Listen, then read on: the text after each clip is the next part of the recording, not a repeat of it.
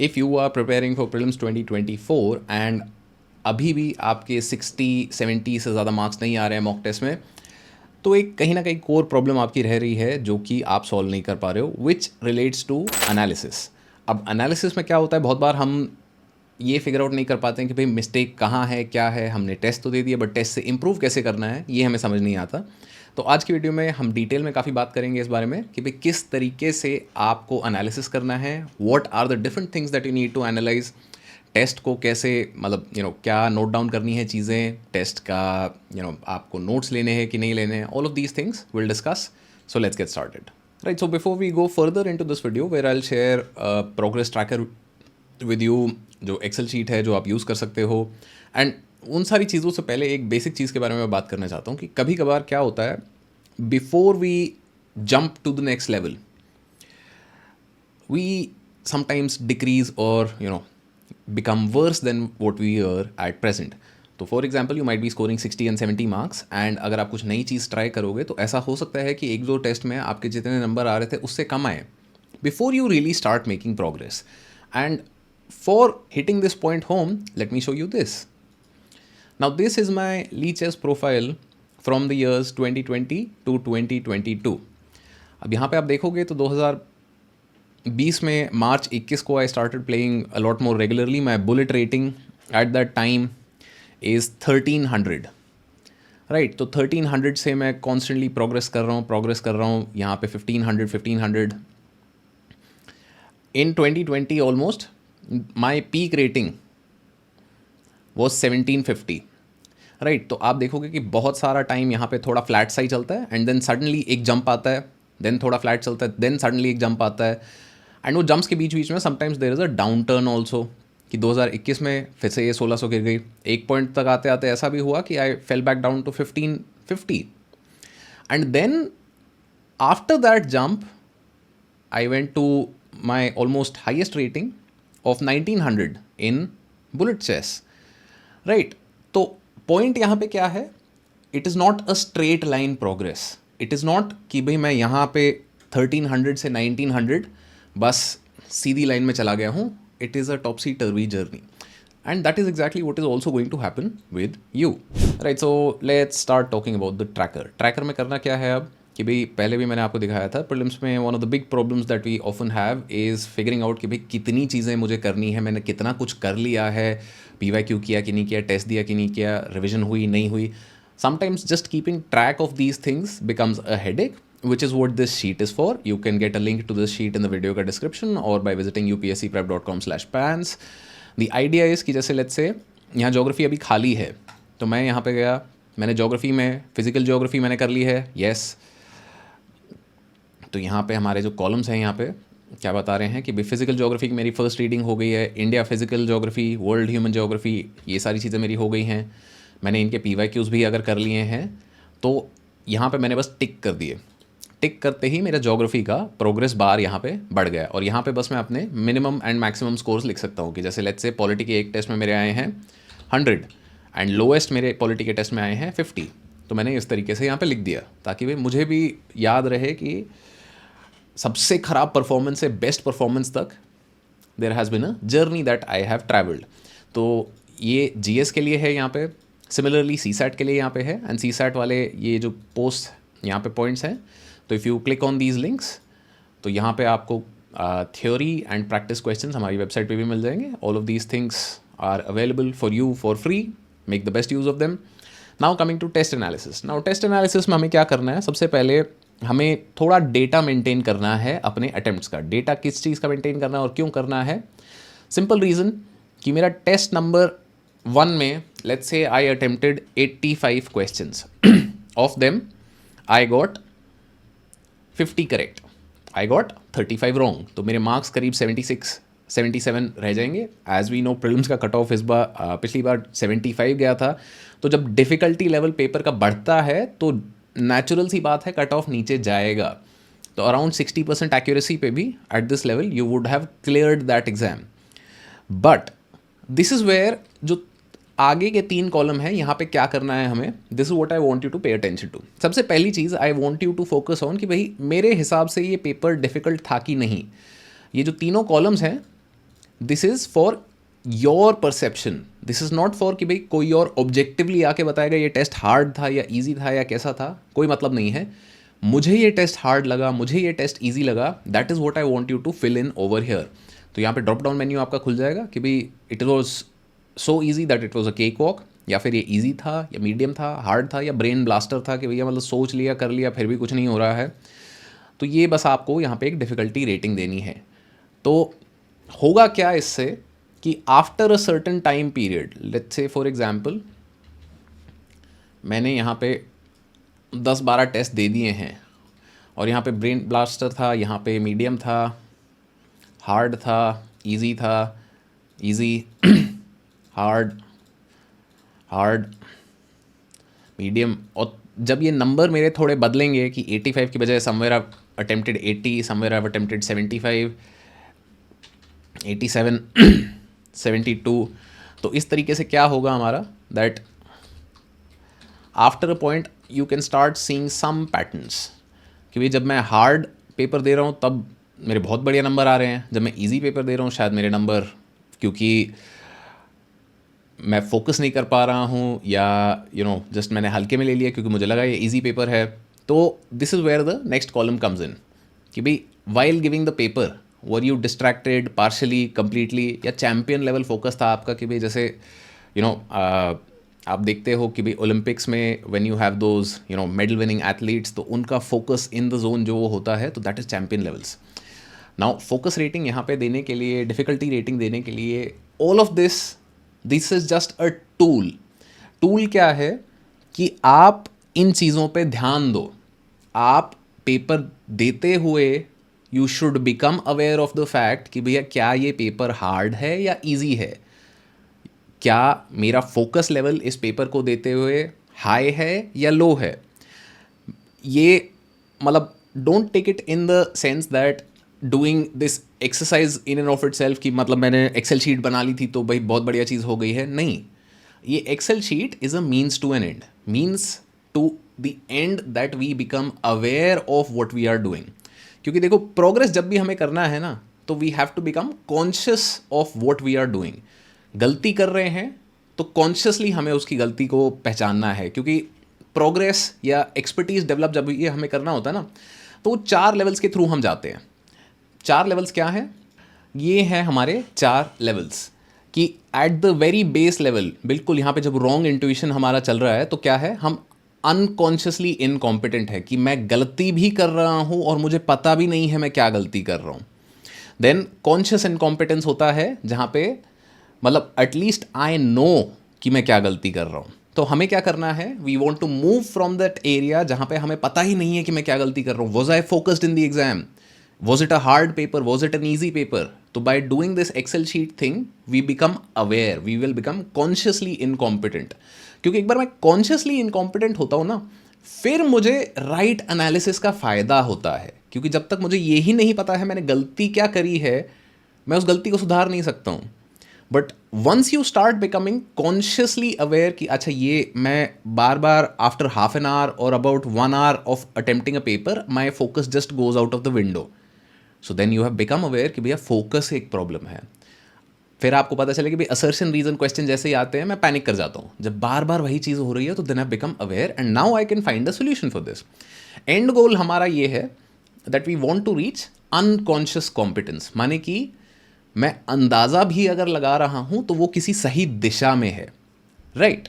So keeping these things in mind, ये Excel sheet अगर आप भरते हो, इस तरीके से आप अपना टेस्ट एनालिसिस करते हो, you will make a lot of progress in the next 2 months, I can assure you that. अब इसके बीच में हमें कुछ basic rules of the game याद रखने हैं। रूल्स ऑफ द गेम क्या है? 3 रूल्स हैं हमारे कि भाई सबसे पहले सबसे इंपॉर्टेंट हमें करने हैं easy questions first. Easy question सबसे पहले हमें क्यों करने हैं? क्योंकि मोमेंटम बनता है। सिंपल सी बात है, जब मैं easy questions back to back attempt कर रहा हूँ, मैं एक के बाद एक क्वेश्चन करे जा रहा हूँ, and I've done 10, 20, 30, 40 questions in a prelims paper back to back. मतलब irrespective of कितना टफ पेपर है क्या है, all of you will agree कि भाई 20 से 25 क्वेश्चन तो ऐसे होते हैं जो आते हैं, मतलब प्रीलिम्स का किसी साल का पेपर ले लो, 20 से 25 क्वेश्चन ऑलमोस्ट सबको आते ही हैं. Do you agree with this? Yes और no? Let me know in the comments. क्योंकि अगर ये 20 से 25 क्वेश्चन मैं शुरू में ही कर देता हूँ, let's say in the first 25-30 minutes और मे बी 40 मिनट्स, तो मुझे तो मोमेंटम मिल गया ना.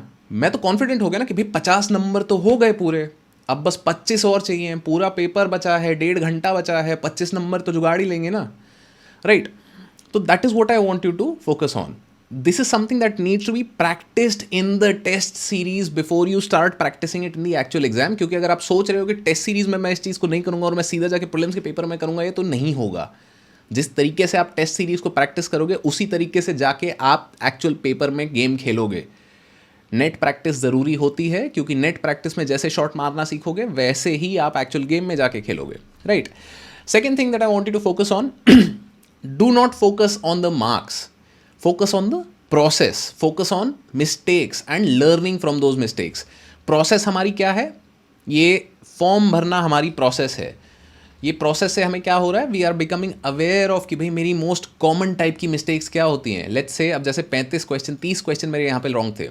अब वो 30 क्वेश्चन में से मैंने देखा कि भाई 15 क्वेश्चन ऐसे थे जहाँ पे मुझे कॉन्सेप्ट ही नहीं पता था.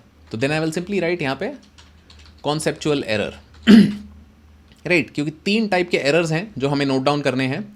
देर are conceptual, factual and silly mistakes, right? Conceptual error हमारा क्या होता है? जहाँ पे मतलब मुझे यही नहीं पता था कि भाई इन्फ्लेशन क्या है, राइट? फैक्चुअल एरर मेरा क्या होता है? जहाँ पे मुझे ये नहीं याद कि भाई अभी इन्फ्लेशन का रेट क्या चल रहा है, right? And then silly mistake क्या होती है कि भाई मैंने पढ़ लिया, सब कुछ मुझे आता था, मार्क मुझे करना था करेक्ट ऑप्शन, इनकरेक्ट ऑप्शन मैंने मार्क कर दिए हैं. मार्क मैं करना चाह रहा था बी ऑप्शन, सी मैंने मार्क कर दिया for some reason. I am sure it has happen to a lot of you in test कि भाई कुछ मार्क करना चाह रहे थे, कुछ और मार्क हो गया है. एंड अब जब पेपर एनालाइज कर रहे हो तो देख रहे हो कि यार ये तो सही किया था, टिक भी सही किया हुआ है, बट गोला अलग भरा हुआ है. तो that is a silly mistake. तो ये 3 टाइप के जो हमारे एरर्स हैं ये हमें नोट डाउन करने हैं. The end goal of all of this is कि भाई हमें अपनी अवेयरनेस बढ़ानी है. क्यों? क्योंकि हम चाह रहे हैं कि भाई हम अनकॉन्शियस इनकॉम्पिटेंस से अनकॉन्शियस कॉम्पिटेंस की तरफ जाएं, राइट? बट एक यहाँ पे एक एरर रहता है जो कि बहुत ही फंडामेंटल चीज़ों से डील करता है. फंडामेंटल चीज़ों से क्या डील करता है? A lot of people what they tend to do is they focus a lot on test analysis. हम ऊपर से टेस्ट एनालिसिस की बात करते रहेंगे और हम बोलेंगे कि यार टेस्ट एनालिसिस बहुत बढ़िया करना है ताकि भाई ये हो जाए, वो हो जाए, ऐसा हो जाए. टेस्ट एनालिसिस आप बढ़िया करोगे, ग्रेट, बट अगर टेस्ट एनालिसिस के नीचे वाले लेयर ऑफ द पिरामिड आपने कवर नहीं किए हैं तो भाई ऊपर वाले लेयर पे आप इम्प्रूवमेंट जितना चाहे कर लो, कोई फ़ायदा नहीं होगा. तो टेस्ट एनालिसिस से पहले, मतलब टेस्ट सीरीज़ करने से पहले आपको PYQs करना ज़रूरी है. अगर आपने PYQs करे हुए हैं तो मतलब उससे पहले आपको कॉन्सेप्चुअल क्लैरिटी होनी चाहिए, right? Because if you do not have conceptual clarity तो भाई कहीं ना कहीं आप PYQs में भी गलती करोगे, क्योंकि समझ तो आपको आया नहीं है. एंड बिफोर इवन दैट आपको लैंग्वेज क्लियर होनी चाहिए, राइट? अगर आप प्रीलिम्स के पेपर में बैठ के वर्ड का मीनिंग नहीं समझ पा रहे हो कि भैया ये पूछना क्या चाह रहे हैं, तो फिर कॉन्सेप्ट छोड़ो, PYQ छोड़ो, टेस्ट एनालिसिस छोड़ो, मतलब वो सवाल ही बाहर निकल गया ना. तो ये एक हायरार्की होती है कि भाई मेरा लैंग्वेज स्किल सही है, मुझे शब्द समझ आ गया, मुझे क्वेश्चन समझ आ गया, मुझे कॉन्सेप्ट आता है, मैंने PYQs अटेम्प्ट किए हुए हैं, तो now test analysis is going to be very very helpful for me. Priority order हमेशा आपका यही रहेगा कि भाई पहले conceptual clarity, PYQs and then finally test analysis from test series. तो अगर अभी तक आपने PYQs अटेम्प्ट नहीं करे हैं, treat them like a separate subject. Focus on completing PYQs as best you can, because PYQs करने से जितना आपको इंप्रूवमेंट आएगा उतना किसी और चीज़ से नहीं आएगा, right? Which brings us to the last part of this video कि भाई बहुत सारे कॉमन क्वेश्चन टेस्ट सीरीज को लेकर फिर ये बनते हैं कि भाई मुझे कौन सी टेस्ट सीरीज़ देनी चाहिए, या मुझे कितने क्वेश्चंस करने चाहिए, या मतलब मैं सिर्फ PYQs की टेस्ट सीरीज़ अगर कर लूँ तो फिर क्या रहेगा, क्योंकि यू नो इंस्टीट्यूट की टेस्ट सीरीज़ में मेरे नंबर नहीं आते हैं बट PYQs मेरे सारे सही होते हैं. तो देखो कहीं ना कहीं मिक्स एंड मैच हमें करते हुए चलना है. How many questions depends on the difficulty, which is why I have said कि भाई आप डिफ़िकल्टी रेटिंग जब एक बार देने लगोगे तो आपको भी थोड़ा अंदाज़ा लगेगा कि यार इजी पेपर जब आ रहा है तो I should attempt more, difficult paper अगर आ रहा है, ब्रेन ब्लास्टर पेपर आ रहा है, तो maybe I should not attempt more, क्योंकि ब्रेन ब्लास्टर आ रहा है तो शायद वो 75-80 कट ऑफ जाएगा. And that is the awareness that I want you to develop while you are going in to prelims, कि भैया अगर ब्रेन ब्लास्टर आया है तो भाई सबके लिए ही वो उस तरीके का पेपर रहेगा, सिर्फ मेरे लिए नहीं है. Right, that is what you have to keep in mind. Right, second thing, which test series कौन से इंस्टीट्यूट की दे, कहाँ दे, क्या दे, कोई भी दे दो, कोई फ़र्क नहीं पड़ता. राइट, बट PYQs पहले करने हैं टेस्ट सीरीज से. PYQs अगर आपको करने हैं तो free PYQ test series courses.upscprep.com पे भी पढ़िए, नहीं तो UPSC से पेपर निकाल लो यार, कहीं से भी करो, बट करो. PYQs एक बार कर लिए तो फिर what you can do is, जो मल्टीपल इंस्टीट्यूट्स के ओपन टेस्ट वगैरह आते रहते हैं, जो पिछली भी एक वीडियो में हमने बात करी थी, you can go and check those test. वहाँ से आप टेस्ट सीरीज़ उठा लो, मतलब एक विजन का दे दो, एक इनसाइट्स का दे दो, मिक्स एंड मैच करो, क्या जा रहा है, कोई फ़र्क नहीं पड़ता.